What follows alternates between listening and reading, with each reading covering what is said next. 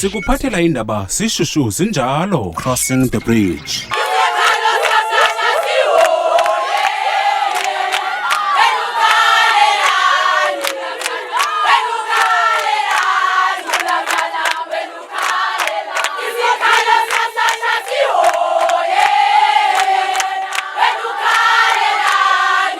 uKantolu ibiluqhankqalazo lumayelana nokubhubha ngokumasikizi kwentonjazanana egama layo linguSibonokuhle Ndesana nekholeleka kokuba ubhubhele ezandleni zalowo bencuma naye norhaneleka njengombuleleyo. Igama lomrhanelwa nguZukile Phuphu.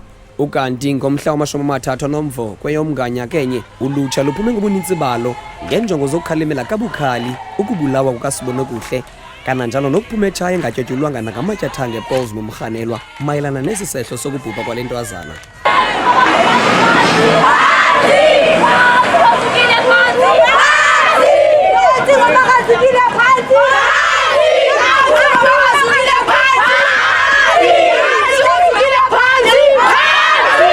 Umncelelo bosenza isimbonono sokuthi phantsi ngoZukile Phuphu ufike wathatha injezu kwisikhululo samapolisa iNyanga Police Station bephalaza imbilini yabo phambi kwaso sisikhululo. Okay, thina sivuke sifuna ukuza apha police station wasizofuna i-answers zoba why uSukile ngaphandle dangerous for i-community. And then sifikile ke apha siyenzile imarch from esitratweni to kuZukile then sazoenda apha silapha. Then njengoba silapha simfumene umuntu osiassistileyo apha ngaphakathi police station. Then uphume nento ethi bana akekho station commander so nge-3rd funeke siphinde sibe silapha sizofumana i-answers ezizo sisifunayo. Thina ayininzanga into sifuna just into ezi-3. uZukile simfuna abe ngaphandle sifuna abe ngaphakathi and yonke into icacile because iyabonakala yonke into akho umuntu osuka sekucingwa nje imatch bayenziwe for ba umuntu engenzanga nto. So thina inye nje into sicela babe ngaphakathi because udangerous for i-community yethu. Sithe sakube sififithekisa kunkungu sifuna into enesihlahla malunga nokwenzekayo ngoba busuku beChristmas kuSasha sathi masichwethe umama kaSibonokuhle sizama ukusezela okwakwaziyo nakuvileyo kwizihlobo zikaSasha ngendima eyenzekayo ngoba busuku. Izitatimenti zabantwana ziyafana bathi uZukile wembethile uSibonokuhle bebehamba emva uSibonokuhle noQhama. uZukile wayekhweleta kuba esithi bani uSibonokuhle yamshintela befumane izinto efowunini yakhe.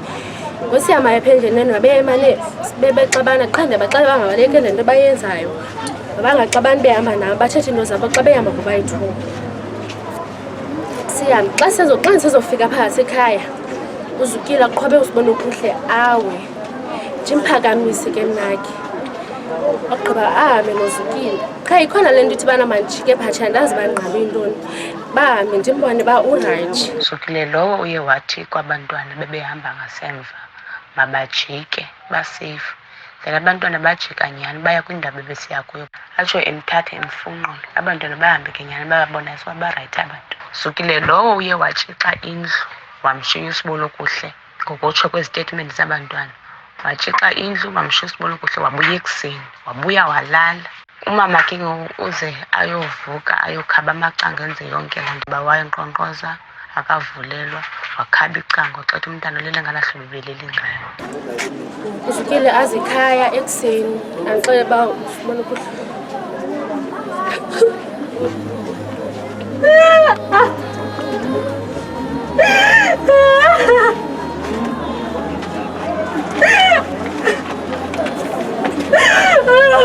fikile uZukile ekuseni khayana endlini wabechaza uba uSibonokuhle uswelekile uwile akatsho uba umbethile bachaza uba umbethile sizive ngoQhama thina wabesitsho phambi kwakhe hamba nomngani wakhe uZukile wabefika sithi uwile lakukuwa ke kufeyinta ke kule mihla ayikho kuthini sacingela ukufeyintile thina sathuka xa sifika umzimba kaSibonokuhle kuloZukile phezu kwebhedi kaZukile.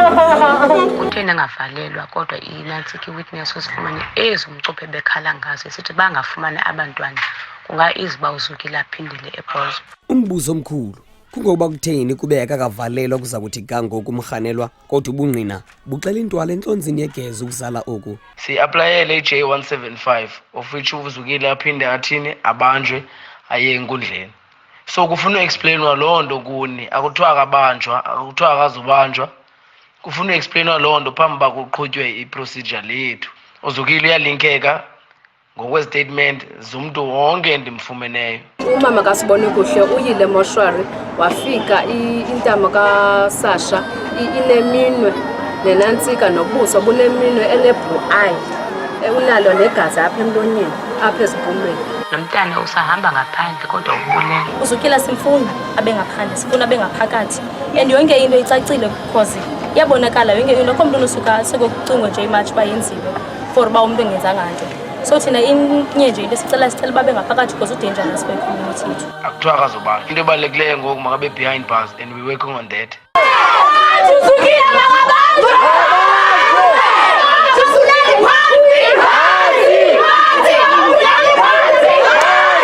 Kwiindaba ze-Crossing the Bridge, ndinguMasonwabeka Boyson, eNyanga Police Station, eKapa.